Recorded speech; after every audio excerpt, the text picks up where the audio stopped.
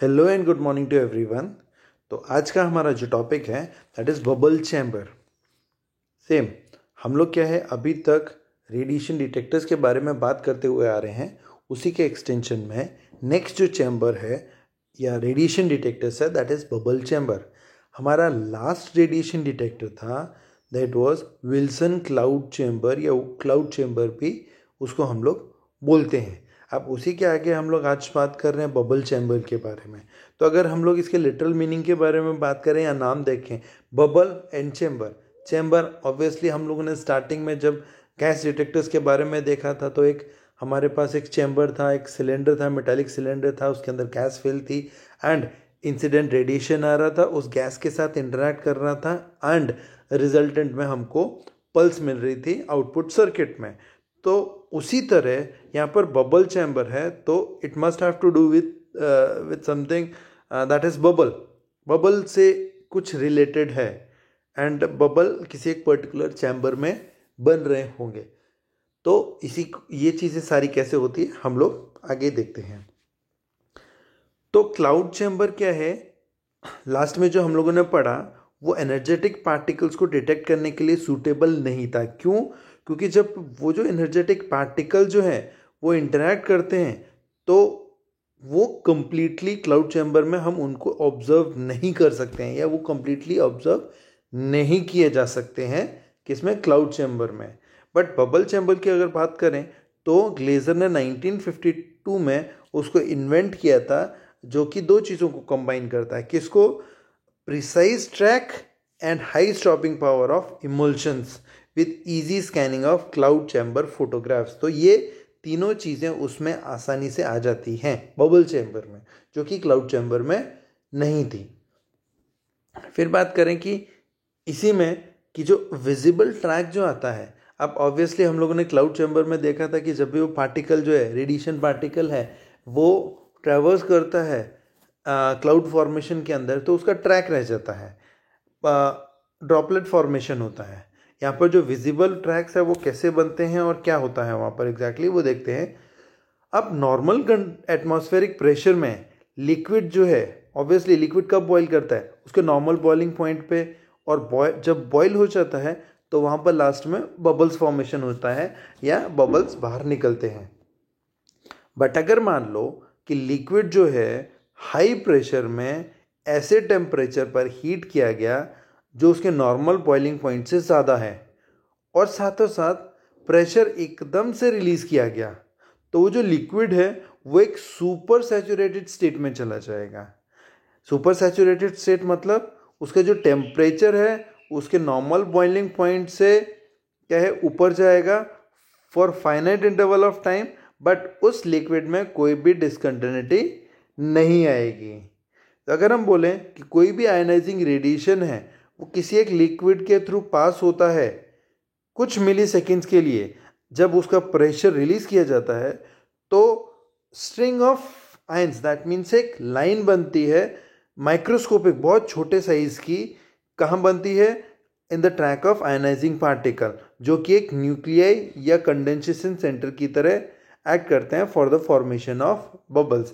ये चीज़ फिर से रिपीट कर रहा हूँ, इंपॉर्टेंट है कि अगर मान लो कोई भी एक रेडिएशन पास हो रहा है ऐसे लिक्विड से जो कि सुपर सैचुरेटेड स्टेट में है और वो कुछ सेकंड के लिए पास होगा, तो जैसे ही प्रेशर रिलीज होता है तो स्ट्रिंग ऑफ आयन जो हैं वो रह जाते हैं ट्रैक में ऑफ आयनाइजिंग पार्टिकल के, जो कि एक्ट करते हैं किसकी तरह? Condensation centre for the formation of bubbles. That means उनसे बबल फॉर्मेशन होता है।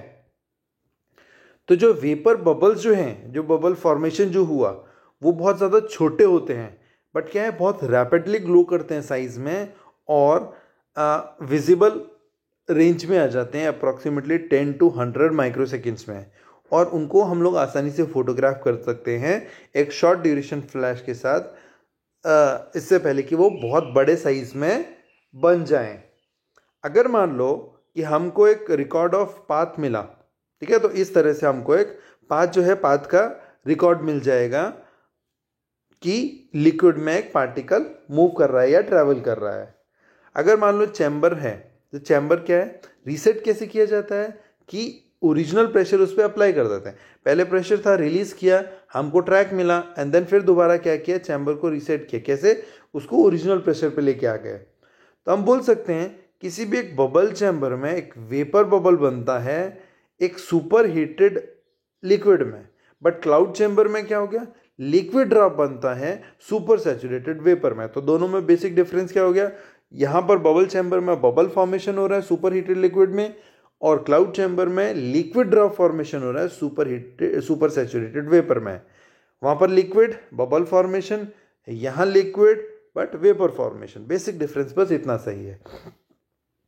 तो बोल सकते हैं बबल चैम्बर में एक बबल क्या है, ग्रो करता है अपने इनिशियल साइज से, लार्जर होता है एक सर्टेन क्रिटिकल वैल्यू से, और जो कमिंग पार्टिकल है वो क्या होता है, सफिशिएंट एनर्जी डिपॉजिट कर जाता है उसके ट्रैक के ऊपर लिक्विड में, और उसकी वजह से सीड बबल्स दैट मीन्स छोटे छोटे बबल्स का फॉर्मेशन होता है, करेक्ट साइज का या एग्जैक्ट साइज का। अब नेक्स्ट बात करते हैं चैम्बर के बारे में। तो बेसिकली दो टाइप के चैम्बर होते हैं इसमें, एक clean and non clean chambers हो गए। अब जैसे ही प्रेशर जो है लिक्विड से रिलीज किया गया तो बबल चैम्बर क्या है, सेंसिटिव रहता है एक शॉर्ट इंटरवल ऑफ टाइम के लिए, ठीक है, और वो दोबारा रेडी हो जाता है नेक्स्ट आयनाइजिंग इवेंट को डिटेक्ट करने के लिए before the super heated liquid start boiling. दोबारा बॉयल होने से पहले ही वो स्टार्ट हो जाता है। ये जो इंटरवल है, इस इंटरवल को हम लोग sensitive time of bubble chamber बोलते हैं। क्यों? क्योंकि इस टाइम पर वो एक्टिव है, सेंसिटिव है रेडिएशन डिटेक्ट करने के लिए। ये जो सेंसिटिव टाइम है वो कई सेवरल सेकेंड्स का रहता है चैम्बर्स के लिए, जिसमें शार्प डिस्कंटिन्यूटी नहीं होती है। ऐसे चैम्बर्स को हम लोग क्लीन चैम्बर्स बोलते हैं। बट वर्केबल क्लीन चैम्बर्स जो है वो सूटेबल साइज के होते हैं और सफिशिएंट जो प्रेशर होता है उसको बियर कर सकते हैं। बट ये क्लीन चैम्बर्स बनाना थोड़ा हार्ड होता है या मुश्किल हो जाता है। बट नॉर्मली हम लोग क्या करते हैं कि नॉन क्लीन या डर्टी चैम्बर्स का यूज़ करते हैं। क्यों? क्योंकि they are easy to make. अब नेक्स्ट हम लोग बात कर रहे हैं कि ये जो हमारा बबल चैम्बर है वो किस तरह से बनता है और किस तरह से काम करता है। That means construction and working के बारे में बात करते हैं, एक बबल चैम्बर के बारे में। ये जो आपको जो डायग्राम दिख रहा है हमको राइट हैंड साइड में, ये क्या है, ये एक बबल चैम्बर का डायग्राम है। तो ये बेसिकली एक लिक्विड नाइट्रोजन बबल चैम्बर है जो कि LW एल्वारेज ने बनाया था, जो कि कितने केल्विन पे काम कर रहा है, 27 केल्विन पे काम करता है, ठीक है। ये जो वेसल है, अगर वेसल की बात करें, टोटल वेसल जो है स्टेनलेस स्टील का बना हुआ है। टैंक जो है ये पूरा का पूरा जो टैंक है वो स्टेनलेस स्टील से बना हुआ होता है, और इसके टॉप में यहाँ पर बना रहता है ग्लास के पोर्ट्स बने हुए हैं। दैट मीन्स ग्लास की एक विंडोज़ बनी है जिससे कि कैमराज जो है ट्रैक को या बबल्स को व्यू कर सकता है।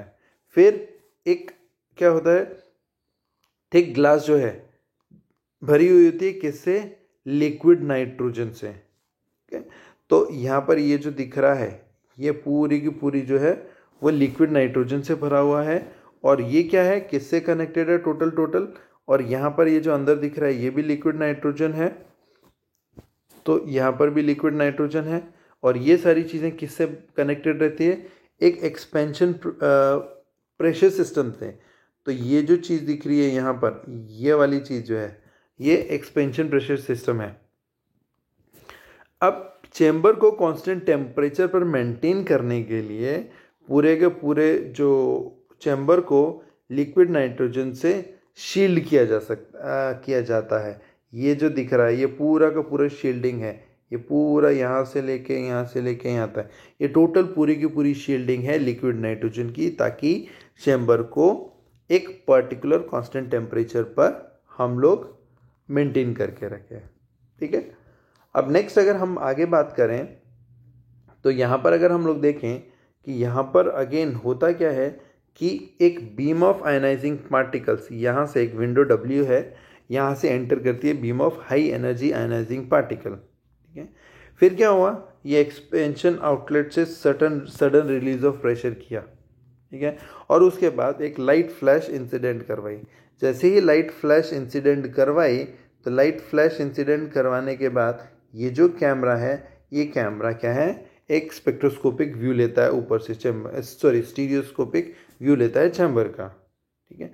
अब ये जो लाइट फ्लैश आई थी, ये लाइट फ्लैश क्या करेगी, या ये लाइट फ्लैश कैसे ट्रिगर होगी, कैसे आएगी, डिलेड पल्स से। और ये जो डिलेड पल्स है कहाँ से, सेम आयोनाइजिंग पार्टिकल जो यहाँ से आ रहा है, वही आयोनाइजिंग पार्टिकल क्या है, इस पल्स को ट्रिगर करेगी, ठीक है। सेम वही पल्स को और लाइट को ट्रिगर करेगी, वही आगे ट्रैवल करेगी, सेम ट्रैवल करता है आगे, ठीक है। तो हम आगे बात करें कि जो curvature and length of track जो है, जो पार्टिकल गया, जब बबल चैम्बर क्या है, मैग्नेटिक फील्ड में अगर हम उसको एक्ट करें तो जो मोमेंटम है, एनर्जी है और जो साइन ऑफ चार्ज है आयनाइजिंग पार्टिकल का, वो हम डिटरमाइन कर सकते हैं, ठीक है। तो जो पार्टिकल है, पार्टिकल का उसके पार्टिकल के ट्रैक का लेंथ और उसका जो कर्वेचर है, उन दोनों को अगर हम किसी मैग्नेटिक फील्ड में ऑपरेट करें, कि द बॉटम में अगर हम लोग देखें तो यहाँ पर हम लोगों ने मैग्नेटिक पोल फेस लगाया हुआ है, मैग्नेटिक फील्ड लगाया हुआ है। तो इस मैग्नेटिक फील्ड की वजह से हम लोग उसका momentum, energy and sign of the charge, ये सारी की सारी चीज़ें इजीली डिटरमाइन कर सकते हैं, ओके। अब साइक्लिंग टाइम की बात करें। साइक्लिंग टाइम मतलब दोबारा स्टार्ट होता है, कि जो कि क्या है कि lapse between release of pressure on the chamber liquid और साथ में नेक्स्ट रीकम्प्रेशन ऑफ इट जो है वो अप्रॉक्सीमेटली 30 मिलीसेकेंड्स का रहता है। अब हमने यहाँ पर लिक्विड नाइट्रोजन यूज़ किए, बट बाकी जो ट्रांसपेरेंट लिक्विड्स जो हैं जिनकी लो सरफेस टेंशन है बट हाई वेपर प्रेशर जो है, वो भी बबल चैम्बर में यूज़ किए जाते हैं। अर्लियर ये स्टार्टिंग के बबल चैम्बर्स में डाइथाइल ईथर यूज़ किया जाता था, बट आज की डेट में क्या है, लिक्विड नाइट्रोजन के साथ ड्यूट्रियम, हीलियम, प्रोपेन, क्सेनन और बाकी लिक्विड भी यूज़ किए गए हैं अलग अलग पर्पस के लिए। दैट मीन्स अलग अलग पार्टिकल्स या हाई एनर्जी रेडिएशन डिटेक्ट करने के लिए। अब इसमें एक एग्जांपल लेते हैं, जैसे कि हमारे पास लिक्विड नाइट्रोजन है, वो आज की डेट में प्रोपेन से रिप्लेस कर दिया गया है। क्यों? क्योंकि लिक्विड नाइट्रोजन जो है उसको टेम्परेचर मेंटेन करने के लिए -246 डिग्री सेंटीग्रेड की रिक्वायरमेंट होती थी, इसलिए उसकी जगह आज की डेट में प्रोपेन रख दिया गया है। फिर लिक्विड ड्यूट्रियम भी यूज़ किया जाता है। क्यों? क्योंकि यहाँ पर क्या है, लूज बाउंड न्यूट्रॉन्स होते हैं टू अ प्रोटॉन रहते हैं, ताकि हम लोग न्यूट्रॉन इंटरेक्शन आसानी से स्टडी कर सके। फिर हाई एनर्जी इंटरेक्शन को स्टडी करने के लिए किसके इंटरेक्शन, न्यूक्लियॉन्स के इंटरेक्शन को स्टडी करने के लिए लिक्विड हीलियम जो है वो 4 केल्विन एंड 1 एटमॉस्फेरिक प्रेशर पर हम लोग उसको यूज़ करते हैं। अगर नेक्स्ट बात करें कि गामा रेज या बाकी न्यूट्रल पार्टिकल जो हैं उनकी स्टडी के लिए एक लिक्विड यूज़ किया जाता है जिसमें कि हैवी एटम्स हों। क्यों? क्योंकि उसकी हाई स्टॉपिंग पावर होती है। अदरवाइज जो है कि अगर मान लो जो पार्टिकल है, पार्टिकल की एनर्जी बहुत ज़्यादा हुई एंड वो क्या करेगा, पूरे के पूरे चैम्बर से आगे पास हो जाएगा और वो बबल फॉर्मेशन में प्रॉब्लम होगी या आयनाइजेशन ढंग से नहीं होगा। तो हम बोल सकते हैं जो लिक्विड ड्यूट्रियम है वो इसलिए यूज़ किया जाता है ताकि क्या है कि हम लोग यूज़ कर सकें उसको, ठीक है। तो ये था सारा का सारा उसका वर्किंग प्रिंसिपल एंड कंस्ट्रक्शन। अब नेक्स्ट अगर हम लोग बात करें तो हम लोग बात कर रहे हैं एडवांटेजेस की, कि ये जो बबल चैम्बर है उसके क्या क्या एडवांटेजेस हैं। अगर पहले एडवांटेज की बात करें तो जो डेंसिटी है लिक्विड की वो बहुत ज़्यादा होता है as compare to the gas at high pressure. इसलिए chances of collision of high energy particles जो हैं विद द लिक्विड मॉलिक्यूल वो ज़्यादा हो जाते हैं और उसकी वजह से ट्रैक जो है रिकॉर्ड होने के चांसेस ज़्यादा रहते हैं। फिर जो सेंसिटिव टाइम के बारे में हम लोगों ने बात की थी वो बहुत शॉर्ट होता है बबल चैम्बर का। तो जो बैकग्राउंड है ड्यू टू अनवांटेड ट्रैक वो क्या है, कंसिडरेबली रिलीज हो जाता है, रिड्यूस हो जाता है, सॉरी, मतलब कम रहता है, अनवांटेड ट्रैक जो है वो कम हो जाते हैं। फिर यहाँ पर कोई ज़रूरत नहीं है कि हम लोग क्लीनिंग फील्ड जो है यूज़ करें या अप्लाई करें ताकि बैकग्राउंड के जितने भी ट्रैक्स हैं वो रिमूव हो जाएं ड्यू टू ओल्ड ट्रैक्स, ताकि चैम्बर जो है सेंसिटिव स्टेट में ही रहे। क्यों? क्योंकि लाइफ टाइम जो है बबल चैम्बर का बाय आयनाइजिंग पार्टिकल वो 1 मिलीसेकेंड से भी कम है, जो कि बहुत ज़्यादा कम है विद द टाइम जो कि उसको प्रेशर रिलीज करने में लगता है। तो दैट मीन्स वही जो हम लोगों ने सेकंड में बात की, ये थर्ड पॉइंट में बात की, वहाँ पर क्या है, जो पुराने ट्रैक्स बचे हैं, पुराने आयनाइजिंग पार्टिकल जो है वो जो आया वो ट्रैक छोड़ के गया, उसको क्लियर करने के बाद जो नया आया उसका नया ट्रैक बनेगा। तो उसके लिए क्या है कि हमको एक्स्ट्रा क्लियरिंग फील्ड अप्लाई करने की ज़रूरत नहीं होती है। यहाँ पर एक एडवांटेजेस का, अब बबल जो है वो रैपिडली ग्रो करते हैं, उसकी वजह से जो ट्रैक है वो डिस्टॉर्ट नहीं होते हैं due to convection current in the liquid. फिर बबल चैम्बर जो है सेंसिटिव होता है इवन अगर पार्टिकल जो है उनकी लो आयनाइजिंग पावर हो। ठीक है, तो ये सारे के सारे 5 जो थे वो एडवांटेजेस थे बबल चैम्बर के। तो ऑब्वियसली अगर मान लो एडवांटेज हैं तो उसका कुछ ना कुछ डिसएडवांटेज भी होगा। तो उसमें से एक ये है कि जो सेंसिटिव टाइम है between super heating bye expansion और बॉइलिंग वो मिली सेकेंड में है। तो जो एंट्री ऑफ पार्टिकल है और फोटोग्राफी है वो इसी ड्यूरेशन में हो जाए, दोनों के दोनों साथ में है, क्योंकि ऑब्वियसली जो सेंसिटिव टाइम है वो बहुत ज़्यादा कम है। तो सेंसिटिव टाइम कम है तो अगर मान लो उसी टाइम में फोटोग्राफ नहीं लिया गया, ट्रैक का रिकॉर्ड नहीं रखा गया, तो नेक्स्ट पार्टिकल आ जाएगा एंड पूरा का पूरा क्लियर हो जाएगा ट्रैक। और बबल चैम्बर क्या है, इसलिए अपना एडवांटेज लूज करता है of continuous sensitivity of diffusion chamber. ठीक है, तो this was all about the bubble chamber. ठीक है, तो आज के लिए इतना सफिशिएंट है। Thank you.